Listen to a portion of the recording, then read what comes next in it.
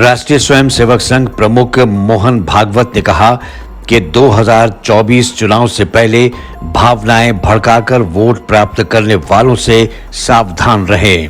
उन्होंने नागपुर में संघ द्वारा आयोजित विजयदशमी उत्सव के दौरान अपने भाषण में मणिपुर में हुई जातीय हिंसा का उल्लेख किया और कहा कि मेती और कुकी समुदाय के लोग कई वर्षों से साथ रहते आ रहे हैं। अचानक उनके बीच हिंसा कैसे भड़क गई। भागवत ने कहा कि ऐसा लगता है कि इसमें बाहरी तत्वों का हाथ है। उन्होंने कहा कि मणिपुर में हिंसा हो नहीं रही है बल्कि कराई जा रही है।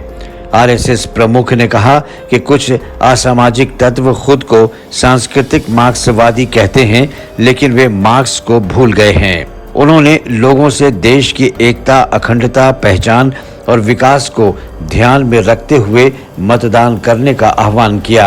आरएसएस प्रमुख मोहन भागवत ने G20 शिखर सम्मेलन के आयोजन को लेकर केंद्र सरकार की पीठ थपथपाई और कहा कि हर साल दुनिया में भारत का गौरव बढ़ रहा है और विभिन्न देशों के लोगों ने हमारी विविधता का अनुभव किया है।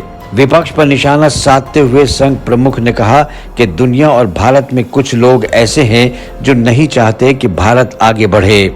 उन्होंने कहा कि ऐसे लोग समाज में गुटबाजी और झगड़े पैदा करने का प्रयास करते हैं और विरोध के लिए विशेष विचारधारा अपनाते हैं, जिससे देश की उन्नति प्रभावित होती है।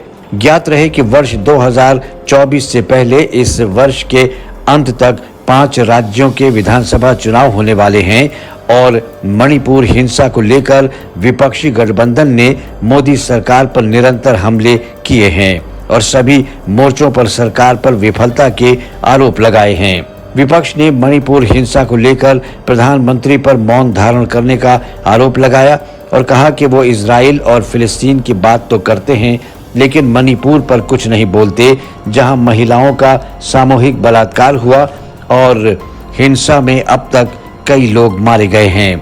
टीकाकारों का कहना है कि मणिपुर की हिंसा 2 समुदायों के बीच झगड़े के कारण है, जिसका वार्ता द्वारा हल निकाला जाना चाहिए।